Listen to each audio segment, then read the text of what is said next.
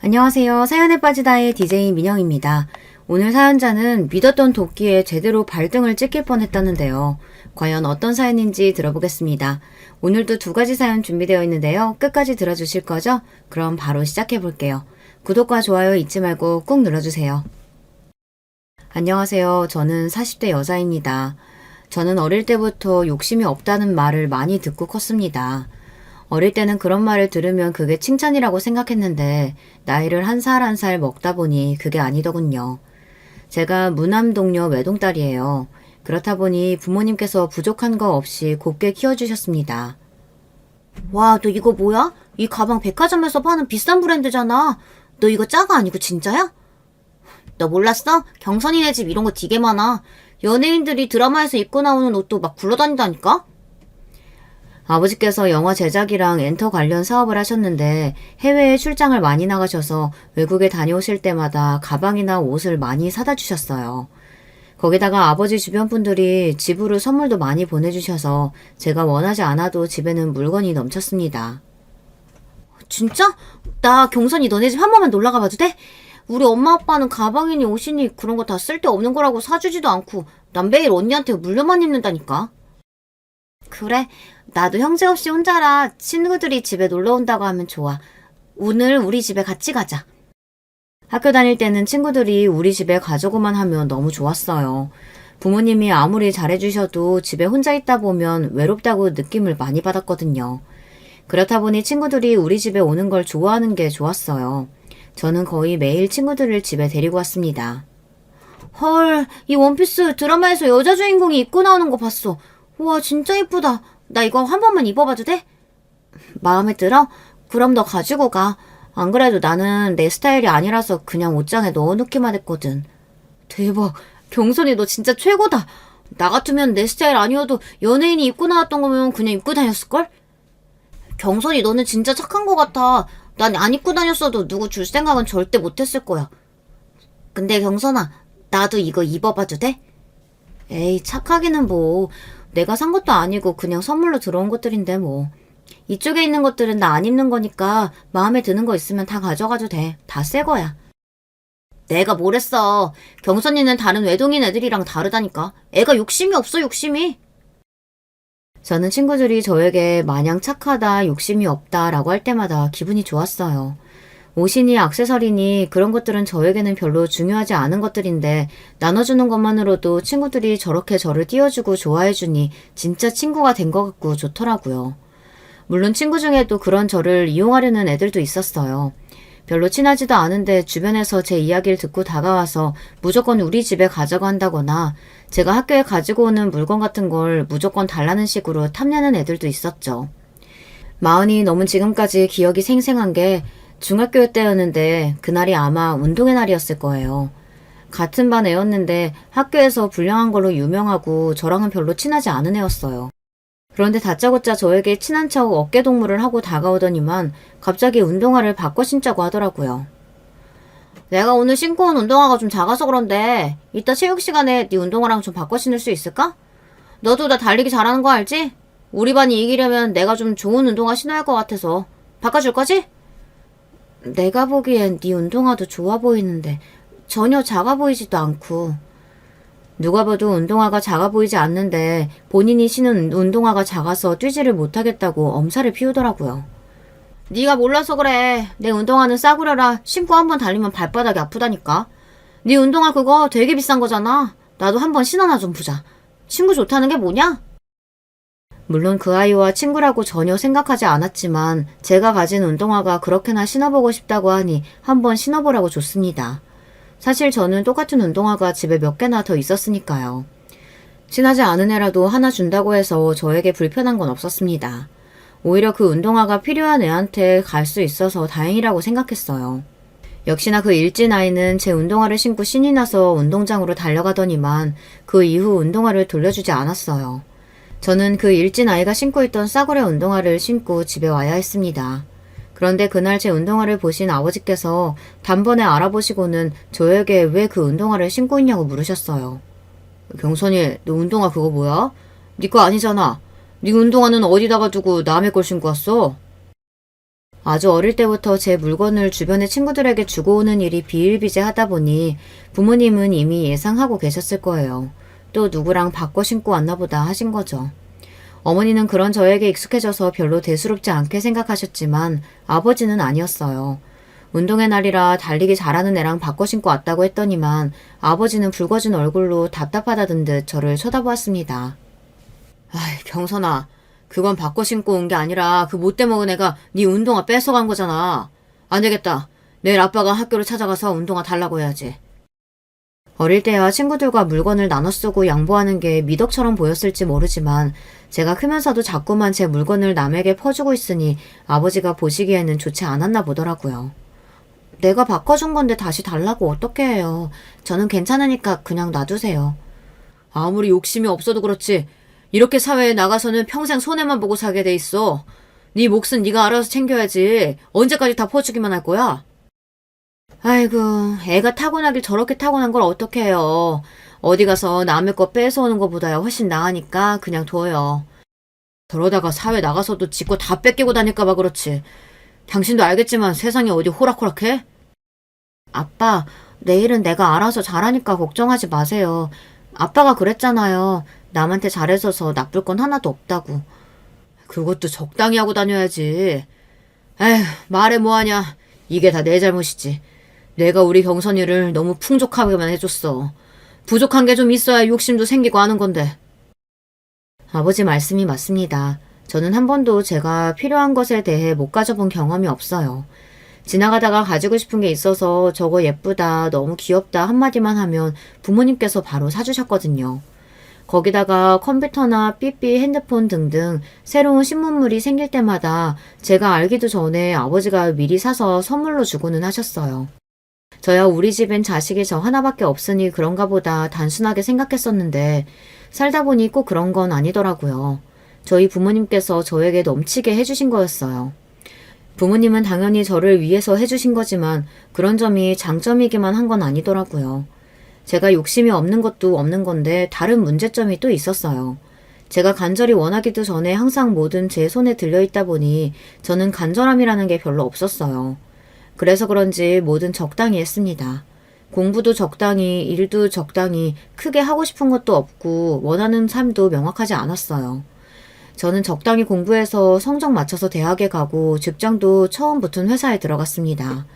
제 성격이 워낙 그런 건지 뭘 해도 특별히 목표 없이 흘러가는 대로 살았어요. 결혼도 그랬습니다. 결혼 정년기에 들어서서 만나던 남자친구와 자연스레 결혼했어요.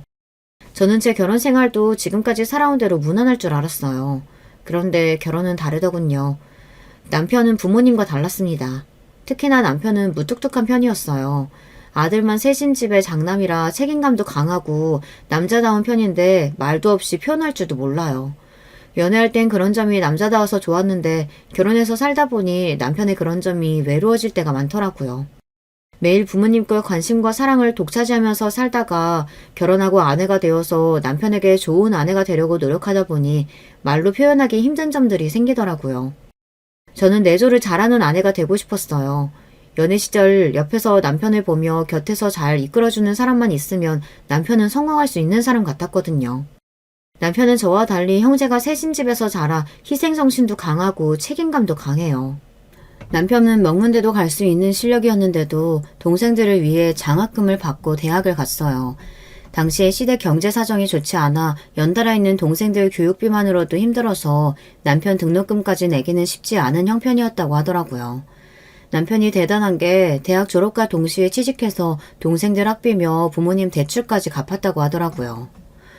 우리 아버지가 책임감도 강하고 성격도 시원시원하신데 하나 단점이 손이 커.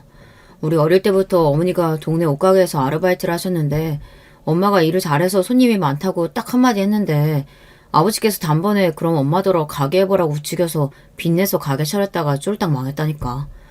그 빚 갚느라 내가 고생 좀 했어. 학교 다니면서 그 빚을 어떻게 다 갚았대? 대단하다 정말. 저와 살아온 환경이 달라도 너무 다른 남편에게 지나온 이야기를 들을 때마다 저는 남편이 더 대단하게 느껴졌어요. 어릴 때부터 부모님에게 받기만 하며 자라온 저와는 달라도 너무 달랐으니까요. 그런 이야기를 들을 때마다 남편이 안쓰러웠던 저는 아내로서 제가 남편에게 해줄 수 있는 일을 찾아 남편이 더 좋은 것을 누리고 실력을 인정받을 수 있도록 도와주고 싶었습니다. 그중 제일 처음으로 제가 남편에게 해준 일이 바로 서재를 만들어주는 거였어요. 남편은 한 번도 자기 방을 가져본 적이 없다고 하더라고요. 형제가 셋이다 보니 항상 남편이 막내 동생이랑 같이 방을 썼대요. 보통 형제가 셋이면 제일 큰 형이 방을 따로 쓸 만도 한데 남편은 자신이 먼저 양보를 했던 거죠. 나는 학교 다닐 때 자기 방에서 통화하고 컴퓨터 게임 하는 애들이 제일 부러웠다니까. 내 방에는 내 물건보다 막내 장난감이 더 많았어. 막내 시동생이 늦둥이라 남편이랑 막내 시동생이랑 나이 차이가 꽤 나는데요. 그러다 보니 남편이 막내 시동생이랑 방을 쓰면서 육아까지 병행했나 보더라고요. 그 이야기를 들은 저는 결혼할 때 다른 건 몰라도 신혼집에 방 하나는 온전히 남편 혼자 쓸 수 있도록 방을 만들어주고 싶었습니다.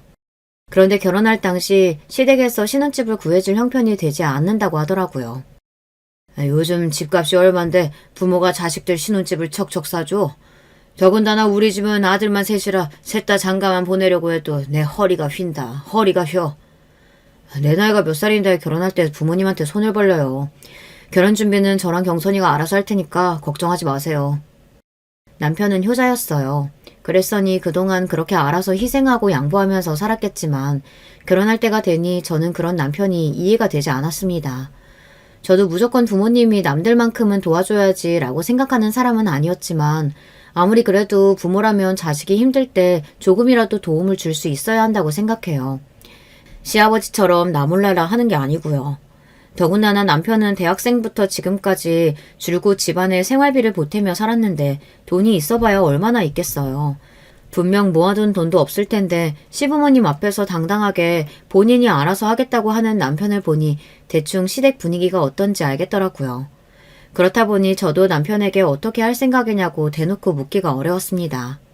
그런데 역시나 제 예상대로 남편이 돈이 없기는 정말 없더라고요. 결혼 날짜를 잡은 지 얼마 되지 않아 신혼집을 구하겠다고 남편이 여기저기 집을 알아보러 다니는데 정말 말도 안 되게 허름한 집을 알아보고 있더라고요. 아무리 신혼이라도 둘이 살기에도 좁은 집에 월세를 구하고 있었어요. 처음엔 저도 남편이 그 정도로 돈이 없는 줄은 모르고 남편이 그냥 집을 보러 가자길래 아무 생각 없이 따라 나섰습니다. 그날은 시어머니도 함께였어요. 그런데 부동산 아줌마를 따라 들어간 집을 보고 저는 너무 놀랐습니다. 평생 살면서 그런 집은 처음 봤어요. 알고 봤더니 보증금 2천만 원에 월세 40만 원이더라고요. 저는 혹여나 남편이 기분 상해할까봐 별말 하지 않고 집을 나왔습니다. 그리고 먼저 밥부터 먹자고 말을 돌려서 시어머니를 모시고 식당에 갔습니다.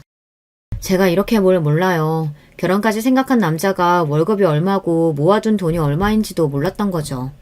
저는 남편이 생각보다 돈이 없어서 실망한 건 아니었어요. 경제적인 거야 제가 여유가 있으니 상관없었습니다. 단지 남편에게 어떻게 말을 하면 좋을까 고민이 좀 됐던 거죠. 그런데 제가 말을 하기 전에 시어머니께서 먼저 제게 이야기를 하시더군요.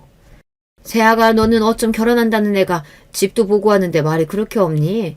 그리고 너희 결혼 준비에 들어가는 비용 같은 건 어떻게 할지 상의한 거야? 집이야 당연히 남자 쪽에서 준비하는 거지 상의할 게 뭐가 있어요. 제가 모아놓은 돈으로 해야죠. 암튼 우리 아들은 책임감이 강해도 너무 강하다니까.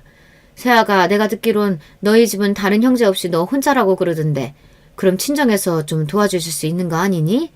상견례 때 보니까 사돈이 사업도 하시고 차도 외제차라 좋아 보이던데. 시어머니께서 대놓고 친정이 여유있는 것 같다고 돈 이야기를 하시니 저로서는 당황스럽긴 했지만 그래도 결혼하는 데 있어서 중요한 일이니 오히려 잘 되다 싶었습니다. 시어머니께서 먼저 말을 꺼내주셨으니 저도 제 의견을 이야기했어요. 안 그래도 말씀드리려고 했는데 신혼집 정도는 제가 말씀드리면 친정에서 준비해 주실 수 있을 것 같아요. 어차피 가족이 될 사이인데 남자고 여자고 그런 게 뭐가 중요해요.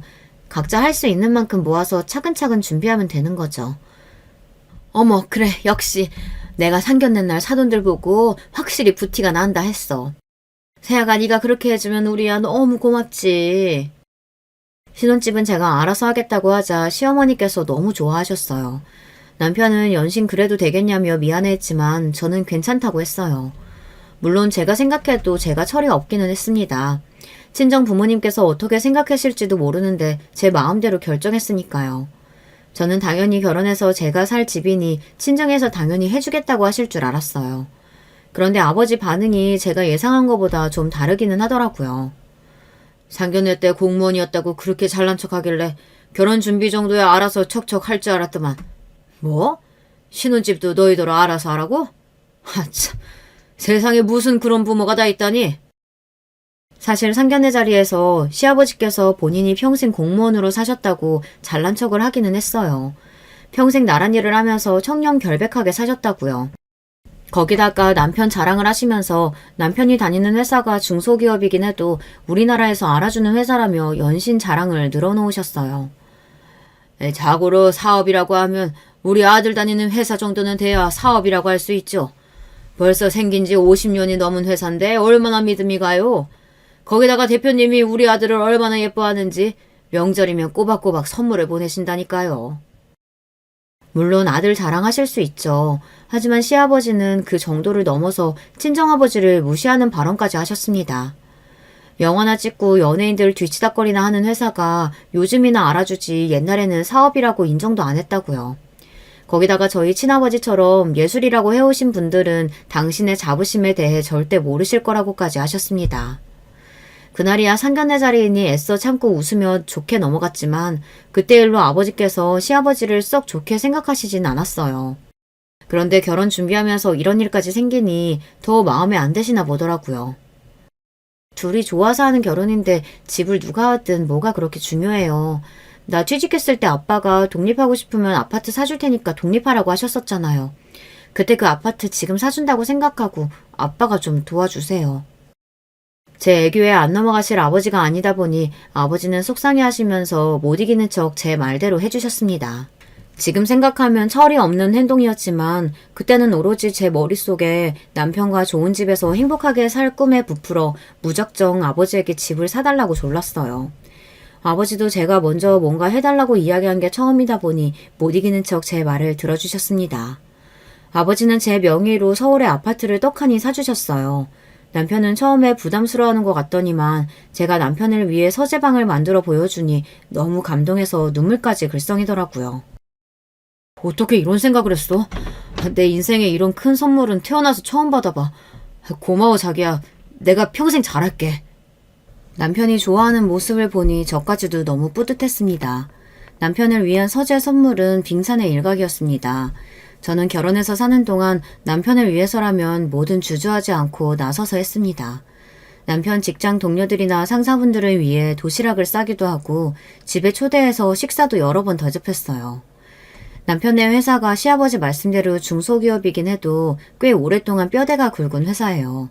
특히나 이모님들이나 대표님들은 몇십 년 동안 함께 일한 분이시다 보니 연세도 많고 옛날 분들입니다. 그러다 보니 분위기가 가족 같은 분위기예요. 저는 한 번씩 아빠 찬스를 이용해 영화 티켓이나 콘서트 티켓이 생기면 남편 상사들에게 선물로 드리고는 했습니다. 그러다 보니 남편은 회사에서 상사분들의 애정을 독차지했어요. 이번에도 자기 덕분에 부장님이랑 이사님이 얼마나 좋아하셨는지 몰라. 덕분에 사모님들께 점수 좀 땄다고 다음번에 맛있는 거 사주신다고 하더라고. 좋아하셨으니 다행이다. 오빠 예쁘게 보셨으면 이번에 꼭 승진시켜 주셨으면 좋겠다. 남편이 기뻐하는 모습을 보고 싶어서 잘하는 것도 있지만 가장 중요한 건 남편 승진이었어요. 매일 야근에 주말 출근까지 불사하는 남편이 회사에서 인정받았으면 하는 마음에 내조를 열심히 했습니다. 주변 친구들 말로는 남편 챙기는 것도 귀찮아 죽겠는데 뭐하러 남편 직장 사람들까지 챙기냐고 했지만 저는 전혀 그렇지 않았습니다. 남편의 평화로운 사회생활을 위해서라면 그 정도는 힘들지 않았어요. 그런데 세상살이가 다 제 마음 같지 않더군요. 남편 말이 이번엔 무조건 본인 승진은 따놓은 거라고 했는데 남편 말과 달리 승진해서 미끄러졌습니다. 그 이유가 충격적이었어요.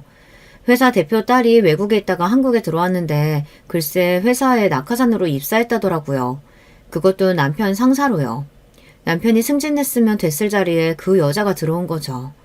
남편은 애써 제 앞에서 티를 내진 않았지만 아내로서 그 마음을 모를 리 없었습니다. 오히려 아무 말도 하지 않는 남편이 더 안쓰러웠어요. 그래도 남편이 참 대단한 게 그런 상황에서도 싫은 소리 한마디 안 하고 열심히 직장 생활을 했습니다. 대표 딸이라는 여자, 자기보다 나이도 어리고 회사 일도 잘 모를 텐데 힘들지 않아? 그런 남편이 걱정돼서 제가 한 번씩 괜찮냐고 물었는데 그럴 때마다 남편은 괜찮다며 밝게 웃었어요. 힘들 게 뭐가 있어. 대표님 입장에서도 당연히 자기 회사인데 자기 자식이 중요한 자리에 있는 게 마음 편하시겠지. 그리고 내가 처자식 있는데 그런 거 따지면서 일할 군번이야? 뭐든 열심히 해야지. 평생 가족들 챙기느라 희생만 하면서 사는 남편이 안타까워서 저만은 남편에게 부담되지 않으려 했는데 아이가 생기고 나니 그것도 쉽지가 않더라고요. 제가 다니던 직장은 육아휴직이 가능하긴 한데 월급이 50%밖에 나오지를 않았어요. 그러다 보니 애까지 있는 와중에 남편 월급만 가지고 세 식구가 살기가 빠듯하기는 했죠. 그럴 때면 후회가 되기도 했어요. 남들 열심히 살 때 저도 좀 열심히 공부하고 열심히 좋은 직장에 다닐 걸. 연봉이 높은 회사에 다녔으면 이렇게 남편을 혼자 힘들게 하진 않았을 텐데 이런 생각이 들더라고요. 제가 이런 고민을 하면 친구들은 무슨 그런 소리를 하냐며 결혼하면서 아파트까지 사들고 왔는데 그 정도면 제 할 도리 다 한 거라고 하더라고요. 그런 이야기를 들으면 그런 것 같기도 하다가 매일 힘들게 출퇴근하는 남편을 보면 마음이 그렇지 않았습니다. 더군다나 남편이 아이가 생기고 나서는 전보다 더 회사 일에 열심히인 게 눈에 띄게 보였거든요. 밤이고 낮이고 남편 머릿속에는 회사 일 말고 아무것도 없었어요. 거의 매일 야근에 주말에도 일이 생기면 매일 출근해서 쉴 시간이 거의 없었죠. 그럴 때면 남편이 걱정돼서 새로운 실장이 힘들게 하는 거 아니냐고 물었습니다. 아니야. 우리 실장님 누구 괴롭히고 힘들게 하실 분 아니야. 오히려 외국에서 공부하신 분이라 그런지 일도 금방 파악하시고 멋있더라. 나이는 나보다 어려도 배울 게 많아. 오히려 남편은 새로운 대표 딸과 친해진 것 같더라고요. 외국에서 와서 생각도 열려있고 배울 게 많다며 항상 좋은 말만 했습니다. 남편이 열심히 회사 생활하는 건 좋은 일이지만 한 가지 서운한 건 제가 남편에게 하는 만큼 남편은 저에게 별 관심이 없다는 겁니다. 안 그러려고 해도 무뚝뚝한 남편과 살다 보니 자꾸 저도 모르게 기분 상하는 일이 생겼어요. 저는 남편에 관한 일이라면 뭐든 앞장서서 도와줬는데 남편은 그렇지 않았습니다. 언제부턴가 항상 일이 바쁘다는 핑계로 저나 가정에는 소홀해지더라고요. 집에 오면 피곤하다면서 자기 바쁘지 저와 대화도 하지 않았습니다. 저는 남편에게 서운했지만 그런 제 마음을 어떻게 표현해야 할지 몰랐어요. 제 딴에는 남편을 배려한다고 했던 행동들이 언젠가부턴가 제가 원하는 거를 자꾸 참게 되고 말을 못하고 있더라고요. 어느 순간 저도 모르게 결혼하기 전부터 남편에게 했던 습관이 몸에 배어서 원래 내가 뭘 원했는지조차 모르고 있는 것 같았어요. 심지어 남편은 뭔가 결정할 때 저와 상의도 없이 혼자 결정하고는 했습니다. 한 번은 이런 적까지 있었어요. 남편이 저에게 말도 안 하고 회사를 그만뒀어요. 당시에 시아버지께서 퇴직금에 대출까지 받은 돈을 모두 투자해 프랜차이즈 식당을 열었습니다.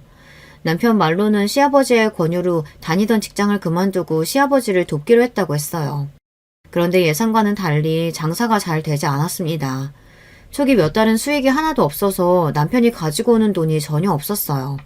그래서 제가 버는 돈으로 생활하고 있었습니다. 사정이 힘든데도 참고 버틸 수밖에 없었던 게 사실 남편이 갑자기 직장을 그만두고 나서 뒤늦게 알게 된 제가 나중에 친정에 이야기했더니 친정 아버지께서 싫어하셨어요. 직장 생활만 하던 사람이 장사의 장자도 모르면서 무작정 직장을 그만두면 어떡하냐고요. 더군다나 시아버지께서 남편에게 권유했다는 게 더 싫으셨던 것 같아요. 부모라는 사람이 자식 도와주는 것도 없으면서 매번 부려먹기만 한다고요. 그런 상황이다 보니 제가 아무리 힘든 일이 있어도 친정의 도움을 요청할 수가 없었어요. 제가 힘든 걸 보시면 친정에서 남편까지 미워하실 것 같아서요. 그래서 저는 이래저래 힘들어도 친정 도움 없이 해결하기로 했습니다. 그러던 어느 날이었어요. 생각지도 못한 일이 벌어졌어요. 당시에 제가 둘째를 임신했을 때 일입니다. 첫째 아이를 가졌을 때는 그 흔한 입덧도 한 번 안 했는데 둘째는 좀 다르더군요. 임신 사실을 알자마자부터 입덧을 시작하더니 몸 여기저기가 다 고장난 것처럼 영 좋지 않았어요. 더군다나 당시에 육아휴직이 끝나서 직장에 출근하고 있었는데 첫째도 돌보면서 일을 하려니 여러모로 지쳐 있었습니다. 그런 와중에 임신까지 했으니 제 몸이 감당을 못했어요. 결국은 퇴근길에 버스 정류장에서 쓰러지고 말았습니다. 다행히 지나가던 분이 신고를 해줘서 바로 응급실에 실려갔어요. 천만다행으로 아이는 무사했습니다. 하지만 의사 말이 유산기가 있으니 당분간 안정을 취해야 한다고 하더라고요.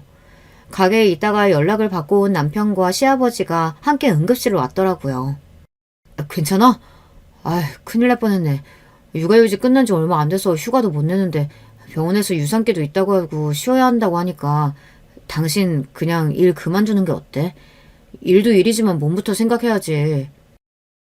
남편이 놀라기는 했는지 아무래도 안 되겠다며 저에게 일을 그만두라고 했어요.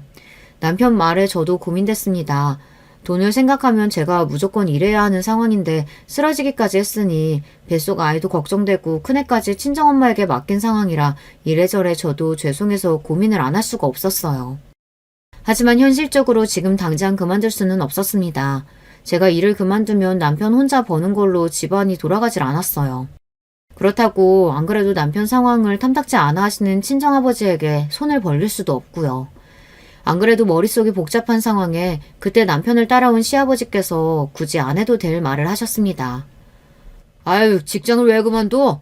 안 그래도 가게 장사 안 돼서 월급도 못 주게 생겼는데 애미까지 회사 그만두면 너희는 뭐 먹고 살라고? 이제 애가 줄인데 벌어도 더 벌어야지. 시아버지는 현실적으로 생각해서 하신 이야기겠지만 굳이 제가 응급실까지 실려온 상황에 그런 이야기를 하셔야 하나 싶었습니다. 그런데 더 큰 문제가 있었어요. 때마침 연락을 받고 오신 친정부모님께서 놀라서 응급실에 달려오셨다가 시아버지께서 하신 이야기를 듣고야 말았습니다. 아니 사돈, 며느리가 쓰러져서 병원에 실려왔는데 지금 그런 소리를 꼭 하셔야겠습니까? 아버지는 화가 잔뜩 나서 시아버지에게 바짝 다가가 언성을 높이셨어요. 장인어른 언제 오셨어요? 경선이 쓰러졌다는 이야기에 많이 놀라셨죠? 저희 아버지가 뭘 몰라서 하신 말씀이니 너그럽게 이해해주세요. 당황한 남편이 나서서 수습해보았지만 이미 늦었습니다. 안 그래도 없는 집에 시집가 고생만 하고 사는 딸이 안쓰러워서 뭐든 도와주려고 하신 친정아버지 앞에서 그런 소리를 해댔으니 아버지는 펑 하고 터져버렸어요. 아무리 딸이 없어도 그렇지. 남의 집 귀한 자식 데려다가 고생만 시키는 것도 모자라서 이제 와 뭐요? 참, 내가 기가 막혀서. 시아버지는 어이가 없으신지 더 이상 말을 잇지 못하셨어요. 내가 뭐 틀린 말 했습니까? 당장 애들 키우려면 누구라도 더 벌어야지. 그럼 어떡합니까? 사돈이야말로 그렇게 걱정되시면 좀 도와주시면 되잖아요. 시아버지는 뻔뻔해도 너무 뻔뻔했습니다. 본인이 실수했으면 인정하고 미안하다고 하면 될 일이지 끝까지 우기고 버텼어요. 그만하세요. 병원에서 손 안 떨어서 뭐해요. 제 일은 제가 알아서 할 테니까 그만하시고 다들 돌아가세요. 더 했다가는 병원에서 더 큰 싸움이 날 것 같아 애써 제가 나섰습니다. 얼굴이 반쪽이 된 제가 간신히 몸을 일으켜 말리는 모습에 속상한 아버지는 고개를 떨구며 한숨을 크게 쉬셨어요. 에휴, 내가 못 살아. 김서방, 수아는 우리가 데리고 갈 테니까 당분간 경선이한테 신경 좀 쓰게. 이래서 없는 집에는 시집 가는 게 아니라고 내가 그렇게 이야기를 했는데 아유 답답해. 뭐요? 사돈, 말 다 했습니까? 우리가 없기는 뭐가 없다 그래요? 내가 이래봬도 대한민국 공무원이라고요. 아버지 그만 좀 하세요. 네 아버님 그렇게 하겠습니다. 걱정 끼쳐서 죄송해요. 제가 주말에 수아 데리러 가겠습니다. 남편은 시아버지를 붙잡으며 친정아버지에게 고개를 연신 숙였습니다. 그 모습에 아버지는 애써 화를 삭히며 저희 큰애를 데리고 가셨어요. 친정에서 당분간 큰애를 봐줄 테니 제 몸 회복하는 데에만 신경 쓰라고 하셨죠. 그런 일까지 있었으니 친정과 시댁 양가는 사이가 좋지 않았어요. 서로 대놓고 말은 안 해도 싫어하는 게 눈에 보였죠. 그러다 보니 저와 남편은 중간에서 곤란할 때가 많았어요. 둘째가 태어나고 100일이나 돌잔치도 양가 모이지 않고 각자 따로 가족들끼리 식사하는 걸로 마무리했습니다.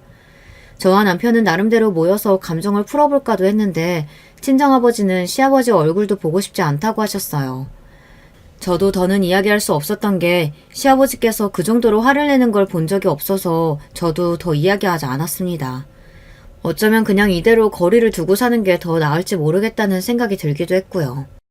그러던 중 생각지도 못한 일이 벌어졌어요. 사람 일이라는 게 어떻게 될지 모른다더니 그 말이 딱 맞았습니다. 몇 년째 시아버지께서 장사 안 된다고 하도 우는 소리를 해서 그 말을 친정아버지 앞에서 지나가는 말로 했습니다. 친정아버지께서 시아버지 이야기를 듣는 걸 싫어하신다는 걸 알기는 하지만 남편이 시아버지 가게에서 함께 일하다 보니 저도 말을 안 할 수가 없더라고요. 가게 차리신다고 퇴직금에 대출까지 끌어모아서 시작했는데 생각보다 장사가 너무 안 돼서 많이 힘드신가 봐. 김서방까지 직장 그만두고 뛰어들었는데 김서방 월급 줄 돈도 없어서 미안하다고 하시더라고. 저도 못된 게 친정아버지께 절대 손을 안 벌리려고 해도 남편이 벌어오는 돈이 너무 없다 보니 저도 애들 키우는 게 힘들어서 친정에 좀 도와달라고 해볼까 싶어 어렵게 말을 꺼냈습니다.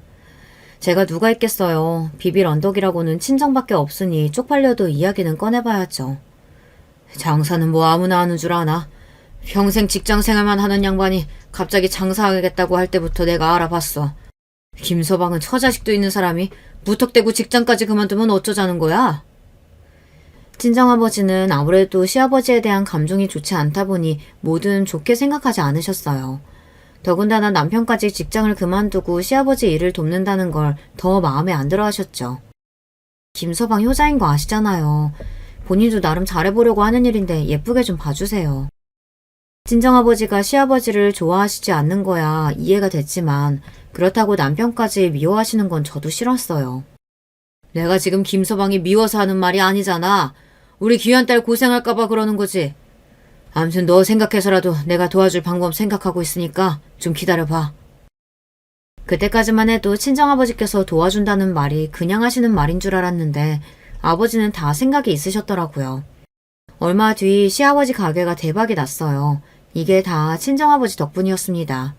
당시에 친정아버지께서 투자한 드라마가 있었어요. 워낙 유명한 배우들이 나오는 기대작이라 성공이 보장되어 있었습니다. 그런데 그 드라마에 시부모님이 운영하시는 프랜차이즈 식당을 주요 배경으로 협찬했더라고요. 덕분에 광고 효과를 톡톡히 봐서 식당이 대박났어요. 심지어 드라마가 해외에서도 인기가 많아서 외국인 관광객들의 필수 코스가 되었죠. 아이고, 이게 무슨 일이라니? 우리가 사돈한테 어떻게 감사 인사를 드려야 할지 모르겠다. 그러게 말이야. 이게 다 장인어른 덕분이라니까. 장사가 너무 잘 되다 못해서 우리 가게 앞에 줄을 다 선다니까. 장사가 얼마나 잘 되는지 가게 시작할 때 받았던 대출도 2달 만에 다 갚을 정도로 대박이 났어요. 남편도 시어머니도 이게 다 친정아버지 덕분이라고 너무 좋아하셨어요. 그런 와중에 시아버지는 괜히 말을 밉살맞게 하시더라고요. 사돈이 도와준 건 맞는 말이지만 꼭 그것 때문만은 아니지. 우리 가게 음식 맛이 좋으니까 성공한 거야. 시아버지는 고추가도 본인이 잘해서 대박이 난 거라고 말을 꼭 하셨어요. 그거야 그렇지만 그래도 장인어른이 광고비도 안 받고 도와주신 거 맞잖아요. 음식 맛이 아무리 좋아도 드라마 협찬 아니었으면 손님이 이렇게까지 많이 오지는 않지. 남편은 지난번 시아버지와 친정아버지 사이에 일도 있다 보니 제 눈치를 슬슬 보느라 애써 말을 좋게 했어요. 하지만 그런 와중에도 시아버지는 굴하지 않았습니다. 옛말에 물 들어올 때 노자 오라고 했어. 이왕 장사 잘 되는 김에 점포 하나 더 내자. 아들, 너도 퇴직금 받은 거 있지? 그거 투자해서 점포 하나 더 내자. 시아버지는 또 말도 안 되는 소리를 하셨어요. 지금 운영하는 가게도 내내 적자에다가 시작한 지 2년 만에 힘들게 성공가도에 들어선 건데 지금 가게나 잘 운영할 생각을 안 하고 또 욕심을 내시며 점포를 하나 더 내겠다고 하시더라고요. 심지어 그 가게는 아예 남편 퇴직금으로 투자해서 맡아서 해보라고 하셨죠. 아이고, 이 사람이 그나마 먹고 살만해지니까 또 일 벌리려고 하지. 아무리 장사가 잘 된다고 해도 이제 본전인 건데 무슨 돈이 있다고 점포를 또 내요. 모르는 소리 안 해. 무조건 차리기만 하면 대박인데 빚을 내서라도 차려야지. 시아버지는 남편에게 퇴직금이 싫으면 대출을 받아서라도 점포를 하나 더 내자고 우겼어요. 그런데 그 상황에서 남편의 반응이 어쩐지 이상했습니다. 평소 같았으면 우리가 돈이 어디 있냐고 말도 안 된다고 했을 텐데 시어머니가 말리는데도 가만히 있더라고요. 심지어 시아버지의 말에 남편도 고민하는 것 같았습니다. 저는 아무래도 불안해서 집에 돌아오자마자 남편에게 신신당부를 했어요. 절대 시아버지의 말에 넘어갈 생각도 하지 말라고요. 그런데 남편이 갑자기 정색을 하더니 저에게 짜증을 냈습니다. 아버지 말씀도 생각해보면 틀린 말도 아니지 뭐. 우리 가게 분위기 좋잖아. 못해도 앞으로 2, 3년은 대박 날 텐데 퇴직금 적금 넣어둔 거 빼서 투자하고 바싹 벌면 이익이지. 남편도 결혼하고 처자식이 생겨서 그런지 생각하는 게 전과는 좀 달랐습니다. 전에는 돈 몇 푼에도 덜덜 떨더니만 슬슬 시아버지를 닮아가는 건지 가게 하나 차리는 걸 너무 쉽게 생각했어요. 저는 그런 남편이 걱정돼서 조심스럽게 타이르듯 말했어요. 퇴직금은 나중에 우리 노후자금으로 쓰기로 하고 묶어둔 거잖아. 아버님 가게 이제 막 잘 돼가고 있으니까 거기에 집중해서 해보자. 아무래도 너무 아까운데. 우리 그냥 장인어른한테 얘기해서 투자 좀 하시라고 할까? 아버님도 돈 버시고 좋잖아. 남편은 정말 시아버지를 그대로 닮아가는 건지 말도 안 되는 소리를 또 했어요. 당신 지금 그걸 말이라고 해? 지난번 일을 겪고도 어떻게 그런 말을 해? 나는 쪽팔려서 더는 아버지한테 돈 이야기 못하니까 당신도 우리 아버지의 도움받을 생각하지 마. 저는 남편이 자존심 상할 말은 하고 싶지 않았지만 상황이 상황인지라 저도 참을 수가 없었어요. 그리고 남편이 점점 변해가는 것도 싫었습니다. 시댁 상황이 제 마음대로 되지 않는 건 어쩔 수 없는 일이라고 생각했지만 남편까지 그러는 건 참을 수가 없었어요. 제가 남편과 결혼한 이유가 남편이 욕심도 없고 누구보다 책임감이 강하고 성실한 사람인 것 같아 결혼한 건데 자꾸만 친정에 의지하려고 하는 모습이 불편하고 실망스러웠습니다. 그런데 제 말에 남편도 기분이 상했는지 표정이 싹 변하더군요. 그러더니 하는 말이 저도 기가 막혔습니다. 당신이야말로 말 다 했어? 그러니까 당신 말은 지금 나랑 우리 집안이 쪽팔린다는 거잖아. 내가 언제 당신이랑 시댁이 쪽팔린다 그랬어. 아빠한테 자꾸 도와달라고 하기가 쪽팔린다고 한 거지. 저는 누구보다 남편과 돈 문제로 싸우고 싶지 않았어요. 처음 결혼할 때부터 우리 집 분위기와 시댁 분위기가 다르다는 걸 알고 한 결혼이기에 경제적인 부분으로 서로에게 상처 주고 받는 일은 만들고 싶지 않았어요. 하지만 부부에게 경제적인 부분만큼 예민한 부분이 없더라고요. 결국은 다 내 잘못이지. 됐어. 다시는 당신 앞에서 돈 이야기 안 꺼낼 거니까 걱정하지 마. 남편은 제대로 대화를 나누지도 않고 집을 나가버렸습니다. 저는 너무 속상해서 그날 밤 한숨도 자지 못하고 내내 눈물을 쏟았습니다. 그런데 얼마 뒤 더 황당한 일이 있었어요. 지금 생각해도 믿기지 않을 정도로 저에게는 충격적인 일이었습니다. 회사 일로 시아버지 가게 근처에 갈 일이 생겨서 갔다가 점심이나 먹고 가려고 가게에 들렀어요. 그런데 가게 밖으로 젊은 여자가 한 명 나오는데 시아버지랑 남편이 가게 밖까지 나와서 마중을 하더라고요. 아버님 오늘 너무 반가웠어요. 음식도 너무 맛있어서 그러는데 저 자주 놀러 와도 되죠? 아이고 너무 좋죠. 오고 싶을 때 아무 데나 와요. 여보 연락도 없이 가게에 웬일이야? 가게 문 앞에 있던 저를 뒤늦게 발견한 남편이 저를 보고 화들짝 놀라더라고요. 저는 오히려 남편의 반응이 이상해서 시아버지에게 밝게 인사하는 여자가 누구인가 궁금했어요. 그리고 더 기가 막혔던 건 다음 상황입니다. 시아버지에게 밝게 인사하던 여자가 저를 향해서도 밝게 인사를 했어요. 어머, 김 과장님 아내분이시구나. 제가 너무 궁금했었는데 이렇게 만나네요. 반가워요. 그럼 저는 이만 가보겠습니다. 알고 보니 그 젊은 여자는 남편이 직장 다닐 때 직장 상사라던 바로 그 여자였어요. 대표 딸이라는 바로 그 여자요. 저는 이 여자가 왜 여기까지 왔을까 싶어 더 이야기를 나누려고 하는데 남편이 헐레벌떡 여자를 보냈어요. 여자의 촉이라는 게 있잖아요. 남편의 태도도 태도였지만 저를 향해 밝게 웃어 보이던 여자의 인상이 어딘가 기분 나빴어요. 저에게 친한 척 웃으며 인사를 하긴 했지만 묘하게 저를 경계하는 게 느껴지더라고요. 그때였어요. 남편이 여자를 차까지 마중하는 모습을 바라보고 있던 시아버지가 혼잣말로 중얼거리시는 게 기가 막혔습니다. 아유, 차 좋은가 봐. 저렇게 젊고 예쁜 여자를 놔두고 내 아들 아까워서 어떡한데. 순간 저는 제 두 귀를 의심했습니다. 시아버지께서 도대체 무슨 의미로 하신 이야기인지 예상조차 되지 않았어요. 저는 찝찝한 마음에 곧바로 몸을 돌려 시아버지에게 무슨 소리를 하시는 거냐고 물었습니다. 그러자 대뜸 하시는 말이 제 심장을 쿵 내려앉게 했어요. 무슨 소리야? 저 대표 딸이라는 여자가 내 아들이 총각인 줄 알고 회사 다니는 내내 좋아했었는데 유부남만 아니면 어떻게 했을 거라고 웃으면서 말하는데 아비로서 좀 아까워야 말이지. 알고 보니 대표 딸이라는 그 여자가 굳이 시아버지 식당까지 찾아와서 밥을 먹더니 같이 회사 다닐 때 제 남편을 좋아했다는 말을 했대요. 그 말을 듣는데 저는 화가 치밀어서 금방이라도 가슴이 터질 것만 같더라고요. 더군다나 시아버지께서 대놓고 아까워하시는데 더 어이가 없었어요. 아버님, 아무리 농담이라도 어떻게 며느리인 제 앞에서 그런 소리를 하세요? 지금 저 때문에 저 여자 놓쳐서 아깝다고 하신 거예요? 그래, 아깝다. 너도 직접 보고도 모르겠냐? 애가 얼굴도 이쁘고 싹싹한 게 너보다 훨씬 낫잖아. 거기다가 그 큰 회사 딸이라는데 솔직한 심정으로 너무 아깝지. 순간 저는 억울하고 애통한 마음에 눈물이 왈칵 쏟아질 것 같았습니다. 너무 화가 나서 시아버지에게 소리를 지르려고 하는데 시아버지는 안 그래도 가게 손님 많아서 바쁘니 얼른 들어와서 일이나 도우라고 했어요. 그 순간 저는 참을 수 없는 울분이 차올랐습니다. 그래서 참지 못하고 시아버지에게 말을 퍼부어 버렸어요. 어떻게 저한테 그런 소리를 하실 수가 있어요? 아버님 가게 잘 된 게 다 누구 덕분인데요. 제가 시집와서 지금까지 얼마나 고생했는데 고마운 줄도 모르고 그렇게 뻔뻔하게 나오실 수가 있어요? 당신 지금 아버지한테 뭐 하는 거야? 아무리 기분이 상해도 어른한테 그런 소리를 어떻게 해? 그 재수없는 여자를 배웅하고 돌아온 남편은 제가 시아버지에게 하는 소리만 듣고는 제 앞을 가로막으며 저에게 소리를 질렀습니다. 그때였어요. 제 말을 듣고 절대 가만히 계실 분이 아닌 시아버지께서 눈을 동그랗게 뜨시더니 저에게 금방이라도 달려들 것처럼 다가오셨어요. 네, 이럴 줄 알았어. 그 아비의 그 자식이라고 돈 좀 있다고 잘난 척하는 아비 밑에서 컸으니 뭘 배웠겠어? 애초에 어미 너 같은 애랑 우리 아들은 급이 다르다. 난 다른 거 몰라도 며느리가 시아버지한테 댐비는 꼴은 못 보니까 이혼해! 시아버지는 역시나 저에게 남편은 과분한 사람이라는 소리를 하시며 저에게 당장 나가라고 소리치며 남편과 이혼하라고 소리를 질렀습니다. 저는 너무 어이가 없고 기가 막혀서 말문이 막혔어요.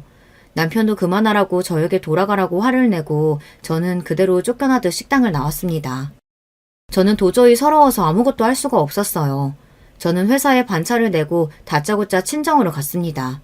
그리고 친정아버지에게 낮에 식당에서 있었던 일을 이야기하고는 펑펑 울었어요. 제 말에 벌떡 일어나 난리를 치실 줄 알았던 친정아버지는 생각보다 차분하셨어요. 그러더니 저에게 애들을 데리고 당분간 친정에 있으라고 하셨어요. 나머지는 본인이 다 알아서 하신다고요. 저는 그때까지도 아버지께서 무슨 생각을 하고 계신 건가 했는데 바로 다음 날 믿기지 않는 일이 벌어졌습니다. 다음날 저녁 시사 고발 프로그램에 시아버지의 가게가 버젓이 나왔어요. 가게 이름과 직원들 얼굴이 모자이크 처리되기는 했지만 어느 지점인지가 너무도 명확하게 방송돼서 시아버지의 가게라는 게 만천하에 공개됐어요. 이 가게는 몇 년 전에 유명 드라마에 노출되면서 국내와 해외에서 크게 이슈가 되어 큰 성공을 거뒀는데요. 최근 커뮤니티를 중심으로 김포점포 사장과 직원들이 손님들에게 불친절하게 대하는 건 다반사고 본사에서 개발한 메뉴를 마음대로 바꿔서 판매하는 등 본인들이 개발한 메뉴라며 기존 메뉴가 아닌 메뉴를 더 비싸게 받아 문매를 맡고 있습니다. 이를 알게 된 본사에서 김포 매장에게 계약 위반과 손해배상 청구를 하겠다고 소송을 경고했습니다. 누가 봐도 시아버지의 가게를 망하게 하겠다는 방송이었어요. 저는 그 방송을 보자마자 친정아버지께서 말씀하신 알아서 하겠다는 말이 이 방송을 이야기하는 거라는 걸 알았습니다. 그때까지만 해도 이렇게까지 해야 하는 일인가 싶었어요. 시아버지께서 막말하는 게 하루 이틀 일도 아닌데 말 한마디 하신 거 가지고 가게까지 망하게 되면 남편도 망하게 되는 건데 이래도 되나 싶었죠. 그런데 문제는 거기서 끝이 아니었습니다. 며칠 뒤 친정아버지께서 저에게 서류 한 장을 건넸어요. 서류는 저와 남편의 이혼 서류였어요. 친정아버지는 남편에게도 서류를 보냈으니 당장 이혼하라고 하셨습니다. 저는 놀라서 갑자기 무슨 이혼이냐고 했어요. 시아버지가 밉고 싫긴 하지만 남편은 아무 잘못도 없다고요. 그러자 친정아버지께서 말을 머뭇거리시더니 이내 한숨을 쉬고는 저에게 놀라지 말라고 하시며 이야기를 하셨죠. 아무래도 이상해서 내가 좀 알아봤는데 김서방, 아니 그 자식 너무르게 내내 바람 피우고 있었더라. 그 회사 대표 딸인지 뭔지랑 내내 그렇고 그런 더러운 사이였대. 회사 다른 직원들한테 걸려서 회사도 잘린 거래. 그런데도 그년이랑 못 헤어지고 지금까지 만나고 있더라. 아버지의 말씀에 저는 놀라서 충격에 휩싸였습니다. 친정아버지께서 사람을 시켜 남편의 뒷조사를 했는데 알고 보니 회사를 그만둔 게 아니라 잘린 거라네요. 대표 딸이 실장으로 오고 난 지 얼마 되지 않아서부터 둘이 바람을 피우다가 회사 임원에게 들켜서 회사를 잘린 거더라고요. 내가 다 알아서 조치했으니까 너는 네 마음이나 잘 추스르면서 애들 잘 키울 생각이나 해. 앞으로는 네 아버지가 다 알아서 할 테니까. 그 일이 있은 지 벌써 반년이 넘었는데도 저는 아직도 마음의 상처가 아물지 않았어요. 시댁이고 뭐고 남편이 절 철저하게 몇 년 동안 속였다는 것만으로도 너무 아프고 힘듭니다. 다행히 저에게 친정이라는 울타리가 있어서 아버지의 도움을 받으며 아이들과 잘 지내려고 노력하고 있어요. 방송 이후 시아버지의 가게는 쫄딱 망했습니다. 거기다가 시아버지는 욕심을 버리지 못하고 다른 점포까지 내려고 준비하다가 어그러져서 빚더미에 앉게 생겼나 보더라고요. 남편과의 이혼 소송은 아직 진행 중입니다. 이미 아버지께서 증거란 증거는 다 모아둔 상태라 제가 이기는 건 시간 문제예요. 문제는 남편이 매일 저에게 연락을 한다는 겁니다. 당신한테 내가 죽을 죄 지은 거 알아. 근데 제발 애들은 좀 보게 해줘. 일주일에 한 번, 아니 한 달에 한 번이라도. 저는 절대 남편에게 애들은 보여주지 않을 생각이라 소송 중이에요. 그런데 남편은 다른 건 몰라도 애들만은 제발 보게 해달라고 애원하고 있습니다. 여러분의 생각은 어떠세요? 저는 아직도 마음의 상처가 아물지 않아서인지 남편 말대로 해주고 싶지가 않아요. 하지만 애들을 생각하면 제가 밉다고 해서 천륜을 끊게 하는 게 맞는 건가 싶습니다. 여러분의 의견은 어떠신지 댓글로 남겨주시면 참고하겠습니다. 끝까지 저의 이야기 들어주셔서 감사해요. 저는 아직 힘든 시간을 보내고 있지만 여러분께서는 언제나 즐거운 일만 가득하시길 바랄게요. 안녕하세요. 저는 현재 지방에서 남편과 두 아들을 키우며 사는 50대 후반 여자입니다. 시골이라 유유자적하게 집에서 남편과 조그만 텃밭을 키우고 있어요. 마당에 있는 조그만 텃밭인데 상추랑 방울토마토 그리고 깻잎 같은 키우기 쉬운 작물을 키우고 있습니다. 이런 조그만 농사도 손이 꽤 가더라고요. 이걸 보면 돌아가신 시어머니 생각이 그렇게 납니다. 우리 어머니는 평생을 농사짓다 가셨거든요. 오늘 제보할 사연은 바로 우리 시댁에 관한 내용이랍니다. 물론 시부모님 얘기만 있는 것은 아니에요. 제보하려고 쭉 제 인생을 돌아보니 진짜 파란만장했더라고요. 그럼 제 사연 바로 시작하겠습니다. 저는 지방에 있는 조그만 시골 마을에서 태어났어요. 워낙 작은 동네라 건너 다 아는 사이였죠. 저 때는 대부분 외동이 아니라 자식을 적어도 셋은 낳던 때였는데 우리 집은 특이하게 저 하나 외동이었습니다. 남아선호 사상이 심할 때였는데 우리 부모님은 저를 없는 형편인데도 공주처럼 키우셨어요. 우리 공주 아빠가 시장에서 도넛을 사왔어. 이거 먹고 공부해. 이따가 아빠랑 엄마 새벽 시장 가야 하니까 일어나서 혼자 준비하고 학교 다녀와. 혼자 할 수 있지? 아빠, 나 이제 고등학생이야. 당연히 혼자 일어나서 준비할 수 있지. 그걸 말이라고 해? 엄마랑 아빠는 내 걱정은 전혀 하지 말고 조심히 잘 다녀와. 비록 부자는 아니었어도 우리 집은 화목한 집이었어요. 엄마와 아빠는 과일 도매업을 하셨는데 그래서 새벽에 나가는 일이 많았습니다. 외동딸이라 사랑을 무척 많이 받았어요. 그러다 제가 고등학교 3학년일 때 제 인생의 첫 번째 불행이 찾아왔습니다. 그날도 엄마랑 아빠는 새벽 시장에 둘이 나가셨어요. 그런데 자고 있던 저를 옆집 순애 아줌마가 깨우셨습니다. 주미야, 일어나. 어떡하니? 이걸 어째? 주미야, 일어나. 너희 부모님 교통사고 당했어. 어떡하니? 아이고. 바로 옆집에 살던 순애 아줌마는 저를 참 예뻐하셨어요.